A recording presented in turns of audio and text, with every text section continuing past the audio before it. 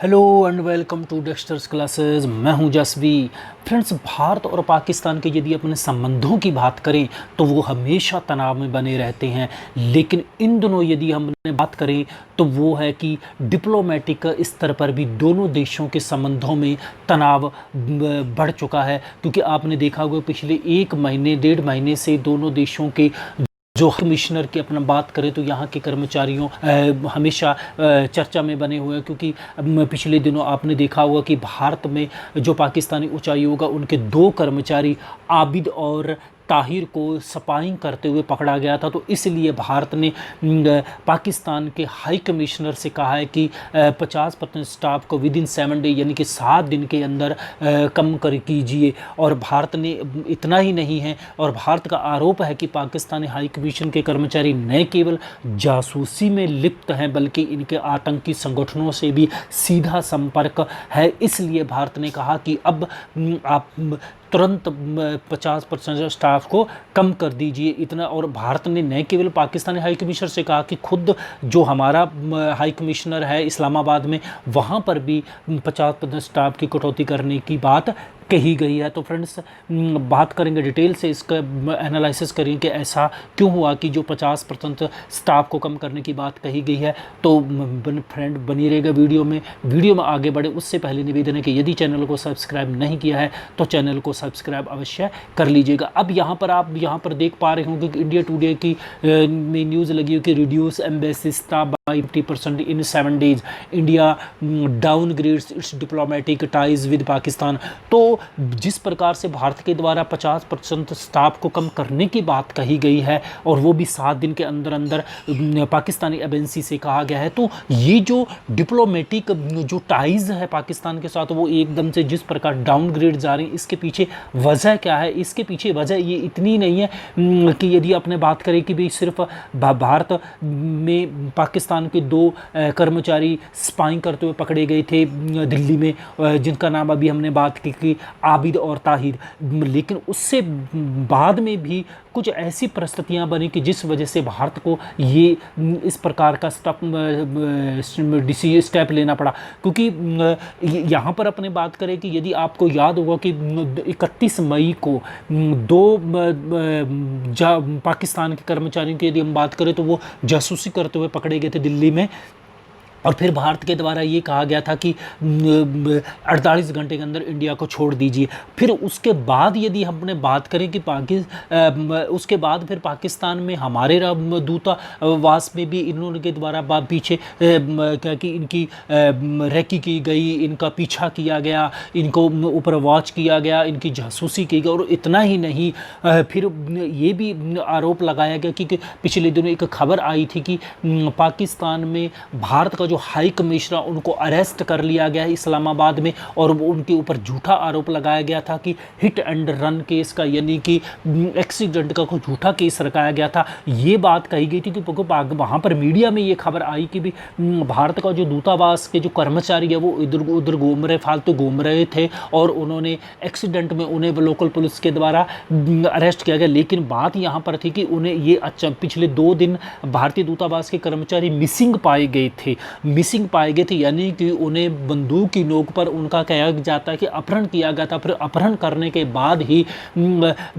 पाकिस्तान के द्वारा ये कहा गया कि यहाँ की लोकल पुलिस के द्वारा हिट एंड रन केस में उन्हें अरेस्ट किया गया। लेकिन ये बात का खुलासा तब हुआ जब 22 जून को हाल ही में भारतीय दूतावास के ये कर्मचारी वापस इंडिया लौटे थे। उन्होंने पाकिस्तान की जो इस प्रकार की बर्बर कार्रवाइयाँ उनका जब यहाँ पर आकर खुलासा किया, विदेश मंत्रालय को इसके संबंध में सूचना दी गई, तो तब भारत सरकार का द्वारा ये स्टेप उठाया गया कि 50% रिड्यूस कीजिए अपने यहाँ से स्टाफ को भी, और हम भी पाकिस्तान से अपना 50% स्टाफ कम करने जा रहे हैं। और इतना ही नहीं है, इससे भी पहले यदि आपको याद होगा कि इफ्तार पार्टी में भी भारतीय कर्मचारियों को, जो हाई कमिश्नर के जितने भी कर्मचारी, उन्हें एक पार्टी में उनके साथ भी हैरस किया गया था पाकिस्तान के ऑफिशियल के द्वारा भी।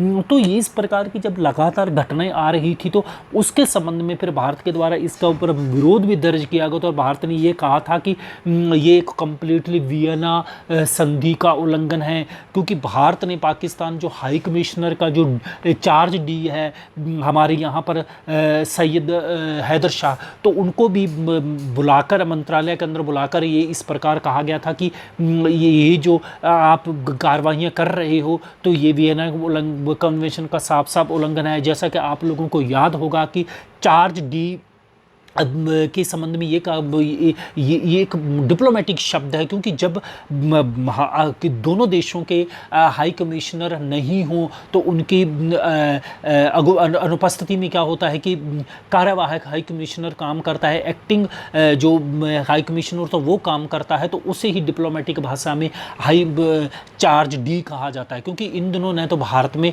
हाई कमिश्नर पाकिस्तान का और न पाकिस्तान में भारत का हाई कमिश्नर है। आप लोगों को याद हो कि जब भारत ने 5 अगस्त 2019 को धारा 370 को डिजोल्व करके जम्मू कश्मीर को 2 टेरिटोरी में बांट दिया, तो तब पाकिस्तान ने विरोध में हमारे हाई कमिश्नर को वहाँ से रिलीज कर दिया था। तो फिर भारत ने भी यहाँ से अपने पाकिस्तान हाई कमीशन को रिलीज कर दिया। तो तब से उनके अनुपस्थिति में जो एक कार्यवाहक हाई कमीशन के रूप में दोनों देशों में काम कर रहे हैं, तो भारत में जो कार्यवाहक हाई कमिश्नर पाकिस्तान के वो है सैयद हैदर शाह, जिन्हें डिप्लोमेटिक लैंग्वेज में बोला जाता है चार्ज डी। तो इन्हें बुलाकर कहा गया था कि आप वियना संधि का सीधा का साधा उल्लंघन कर रहे हैं। और यदि हम वियना संधि की बात करें तो ये राजनीतिक संबंधों पर एक अंतर्राष्ट्रीय संधि है जो स्वतंत्र देशों के बीच में राजनयिक संबंधों को डिफाइन करती है। और राजनीतिक जो राजनयिक मंत्रालय होता है, सॉरी मिशन होता है, विभाग होता है, वहाँ पर उनको विशेष छूट दी जाती है। क्योंकि देखिए छूट ये दी जाती है कि आप कोई भी देश दूसरे देश का यदि उस देश के अंदर हाई कमिश्नर यानी कि दूतावास है तो उसमें बिना इजाज़त के घुस नहीं सकती है, क्योंकि एक तरह से वो मिनी कंट्री ही होता है। यदि अपने बात करें भारत का दूतावास चाइना में है या पाकिस्तान में, तो वो भारत का एक मिनी भारत है। वहाँ पर भारत उस विभाग के अंदर कम्प्लीटली संप्रभु है। वो कोई भी उसमें बिना डिप्लोमेट की इजाज़त के घुस नहीं सकता है। तो इसी प्रकार भारत के द्वारा ये कहा, तो इसी संधि में इस प्रकार से डिफाइन किया गया, विशेषाधिकार दिए गए हैं कि राजनयिकों को मेजबान देश द्वारा बिना किसी जबरदस्ती के उत्पीड़न नहीं किया जा सकता, डरा धमकाया नहीं जा सकता है। और ये संधि जो हुई थी, ये हुई थी 18 अप्रैल सन 1961 को ऑस्ट्रिया की राजधानी वियना में हुई थी। ऑस्ट्रिया कहाँ है? ऑस्ट्रिया यूरोप का एक देश है, उसी की राजधानी वियना में यह संधि हुई थी, जिस पर 191 देशों के द्वारा हस्ताक्षर किए जा चुके हैं।